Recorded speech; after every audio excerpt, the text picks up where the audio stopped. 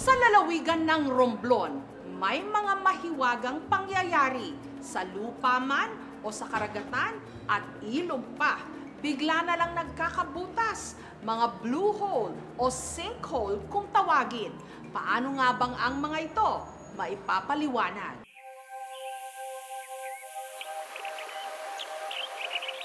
Bagamat payapa at mistulang kalmado ang ilog na ito sa barangay Gabawan sa Odjongan, Romblon, simula nung nakaraang linggo, ang mga residente nagsimula na itong pangilagan. Ang ilog kasi walang kung ano-ano, bigla na lang nagkabutas. Pinangangambahan pa ng mga residente na ang naturang butas sa ilog baka raw higupin ang sinumang magtangkang lumangoy dito. Ay, siyempre, sa tagal ng kaliligo ng mga bata, nagkaibig at tingnan mo, mababaw naman siya. Hindi naman yan problema dito eh. Ay, ngayon lang nangyari yan. Nababahala akong papaliguan ko ulit yung aking mga anak at apo. Baka kasi higupin sila pa ilalim. Isa sa mga unang nakapansin ng pagbabago ng itsura ng ilog noong nakaraang linggo, ang magkaibigang AJ at Eman. Dahil hindi kalaliman dati ang ilog, madalas daw silang lumangoy dito.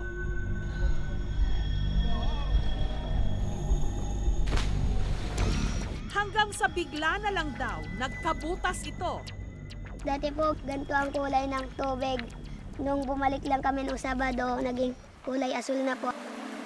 Mula nung nangyari ang hiwagang ito ng kalikasan, tila nag-iba rin daw ang daloy ng tubig. Sabi ng mga matatanda kasi may malaking puno dati dito. Dahil nga lumilipat-lipat yung ilog, napagsuspetsahan din namin na baka yung puno nga yung dahilan. Kasi malaking puno yon at siguro nag-decay na siya at inanod na ng tubig kaya nagkaroon siya ng butas. Ayon sa kawani ng Department of Environment and Natural Resources at ng Mines and Geosciences Bureau, ang naturang butas sa ilog, isang sinkhole.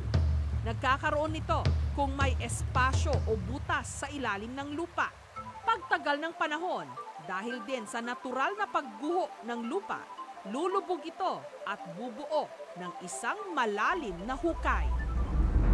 Para malaman kung ano ang makikita sa ilalim ng sinkhole, humingi kami ng tulong sa Australian technical diver na si Chloe.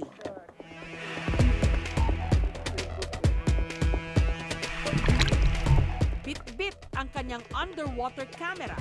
Sinisit niya ang ilalim ng sinkhole. Nalaman niyang may lalim itong 1.8 meters. Kita rin sa ilalim ng malalaking tipak ng clay at mga malalaking bato. I'm also a technical and a cave diver. All I can say is when I was there, I didn't see any additional movement. Sometimes the sinkholes can expand and get bigger, but while I was there, I didn't see any of that. Habang pinag-aaralan pa ng motoridad ang nasabing sinkhole, pinayuhan nila ang mga residente na umiwas munang lumapit o lumangoy sa naturang ilog. May isa pang sinkhole na makikita rito sa Romblon na dihamak daw na mas malaki at mas malalim. Pero ang tanawin, makapigil hininga. Ang itinuturing na nag-iisa at pinakamalaking sinkhole sa karagatan dito sa Pilipinas, ang dinarayong Blue Hole sa bayan ng San Agustin.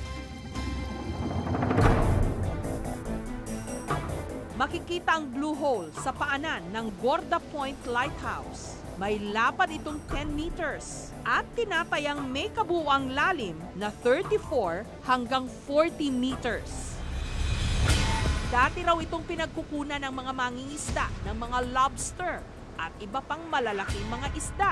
Ay, yan po ay pinangisdaan ng mga tao na kung saan yung may isang mangingisda dyan na ngawil. Pagdating po sa amin ay binibili naman po namin. So nagtataka po kami kasi yung nakukuha niyang isda dyan ay yung mga lapu-lapu. Kaya tinatanong po namin kung saan nakukuha yung lapu-lapu.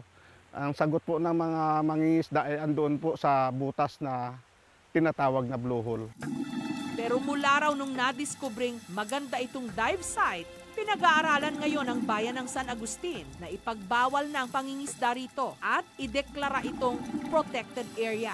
Number 1 sa amin ngayon ang blue hole dahil para sa mga diver, sa mga snorkelers at sa mga marine biologists, ito ang pinupuntahan ngayon dito at pinapag-aralan itong blue hole na ito. Ang Canadian diver na si Star na in love sa ganda ng blue hole ng Romblon. Kahit na dive na raw niya ang iba't ibang bahagi ng karagatan sa mundo, ang blue hole pa rin daw ng Romblon ang kanyang paborito. The blue hole is kind of an intricate formation that we're privileged enough to have in our backyard. Most divers go their whole lives without ever diving in a blue hole, but we have it as our playground. There's nothing like the blue hole. From what I know, there's only about 5 in the world, and we're lucky enough to have one here on Tablas, so like I said, we're very privileged. A lot of the dive sites, yeah, they're all kind of the same. You get some nice coral, you get some walls, but here you have such a diverse way of diving. You have the blue hole, you have a cave, you have the walls, you have the beautiful corals at the top. It's just really incredible. Sa araw na ito, isasama tayo ni Star sa pagsisid sa kaibuturan ng blue hole ng Romblon.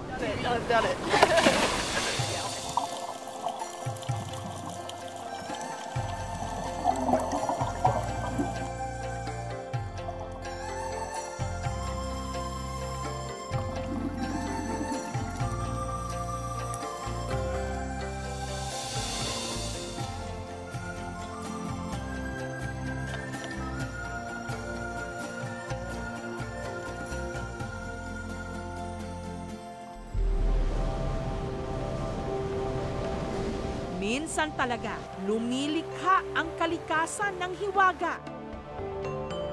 Sa huli, lalo lang sa atin, magpapamangha.